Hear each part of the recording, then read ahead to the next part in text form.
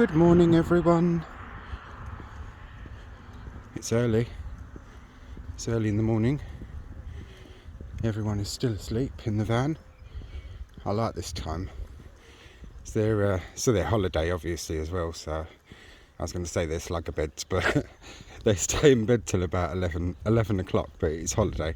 But I don't mind that anyway, because it gives me an hour or so to have my bit of me time, which they know I like anyway. I wasn't happy with my live I did on this place yesterday, so I have returned.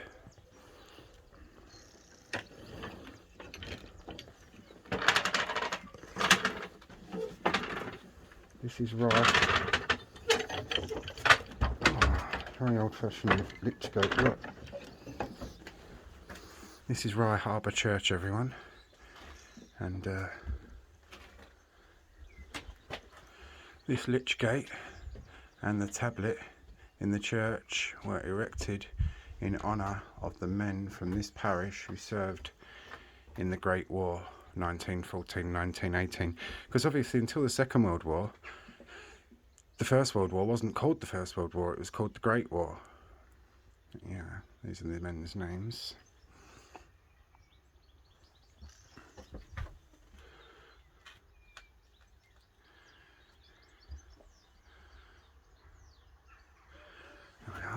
It's a lovely church, a typical little Sussex or Kent countryside church. A very dear friend of mine's ashes are in there, on there. It's an old family grave, and they're going to be getting a new stone for him, so that'll be nice. Old Fred, he was a lovely bloke, he was.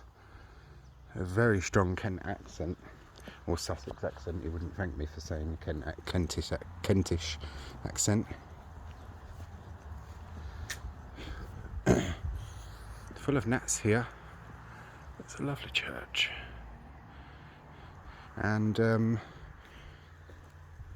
anyone on these church pages, and like my own page, if you watched my video from the other day where I filmed the Mary Stanford Lifeboat house, here is the mass grave for all the men. In 1928, the lifeboatmen of Rye Harbour were called out to a ship that was sinking.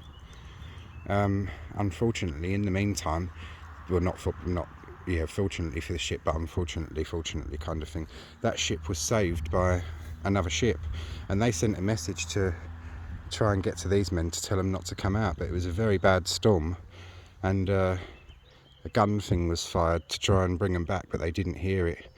And a few hours after they were launched, I think it was about 3 or 4 hours maybe, a young lad over at Camber Sands, which is over that way, saw their boat capsize out at sea.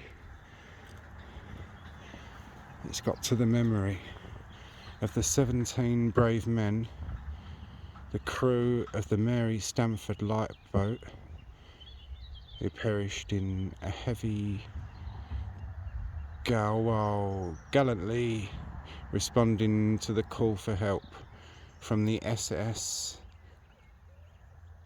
Alice of Riga on the morning of the 15th of November 1928.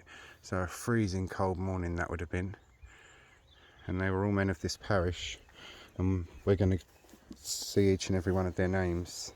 And a lot of these men, unfortunately, sadly for their poor families, were brothers. They were brothers. So here you've got Charles Southerton, aged 22 years. Leslie George Clark, aged 24 years. Here's his brother, William Thomas Albert Clark, aged 27 years. Walter Igglesden, aged 38 years. Lewis Alexander Pope, aged 21 years. Here's one of his brothers, Robert Henry Pope, aged 23 years. Here's another one of his brothers, Charles Frederick David Pope, aged 28 years. An entire family of boys wiped out. Joseph Stoneham, or Stoneham, second coxswain, aged 43 years. Herbert Head, coxswain of the boat, aged 47 years. Henry Cutting, and he was a bowman, aged 39 years.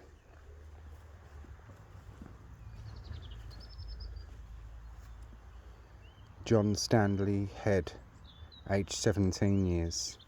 James Alfred Head, aged 19 years. They were the sons of Herbert, so that's a husband and 2 sons from that family wiped out. Morris Downey, aged 23. His brother Arthur William Downey, aged 25. Albert Ernest Smith, aged 44. Albert Ernest Cutting, aged 26. And his brother Robert Redvers Cutting, aged 28.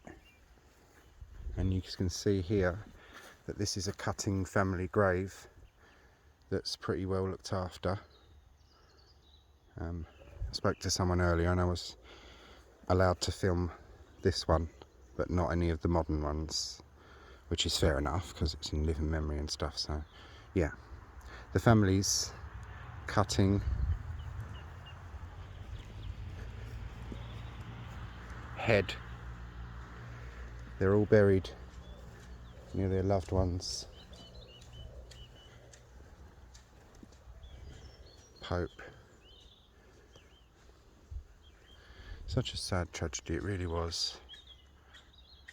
And these men, even, like, look, one of them's 47 years old, they ran all the way from Rye Harbour to the Mary Stanford Lifeboat house, or to the lifeboat house. They ran that distance and then had to row out to try and save a ship. I mean, that distance, I walked it yesterday and it made my legs ache, so imagine running that in the freezing cold. Ultimate respect to every single one of these men. God bless them. And I don't usually throw that saying around.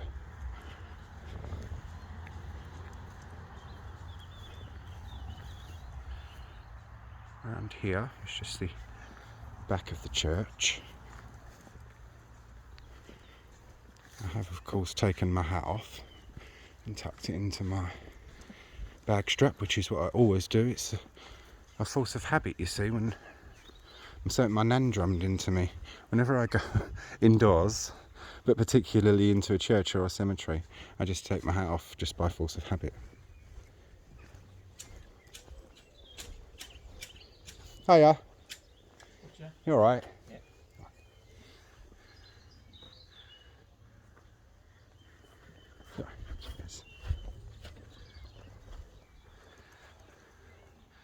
Yeah, it's just in the back there of the church, but it's a really nice church. When I come in September, I'll be here on a Sunday, so we should be able to see the inside of the church.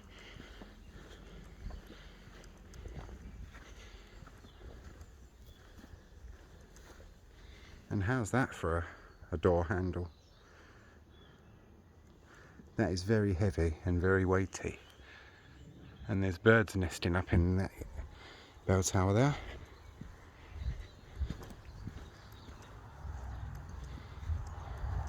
I love churches like this with little lich gates.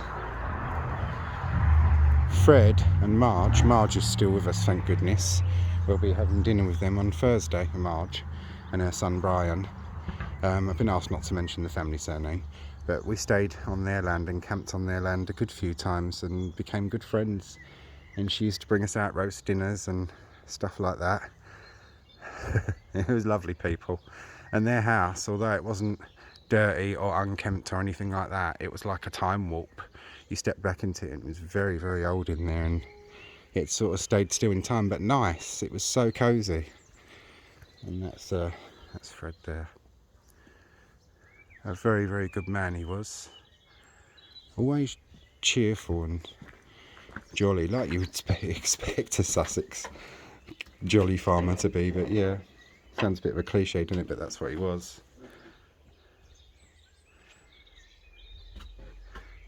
Right.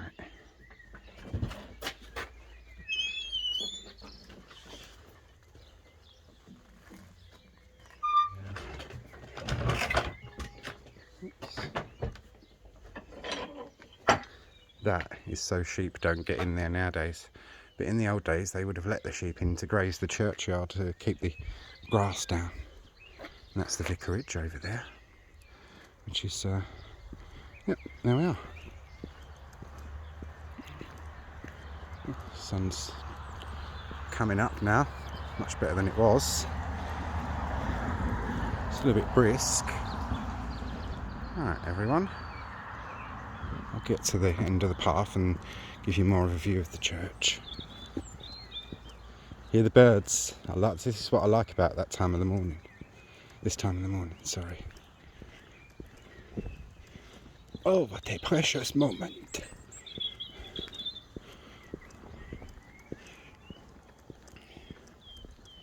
The Church of the Holy Spirit, Rye Harbour. Beautiful.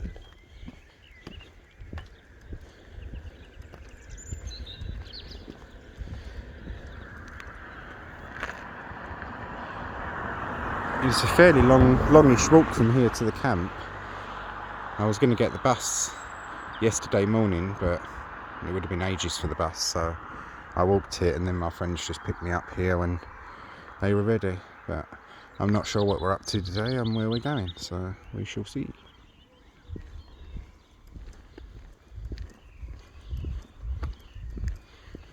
Oh, yes, there we are. That's the last view of that. I want to try and get the steeple in, but the tree's in the way. I should be able to get it from here, hopefully. I want to have a look at this in a sec as well. There we go. If I stand here, there we are. That's lovely, isn't it, eh? That'll make a nice screenshot.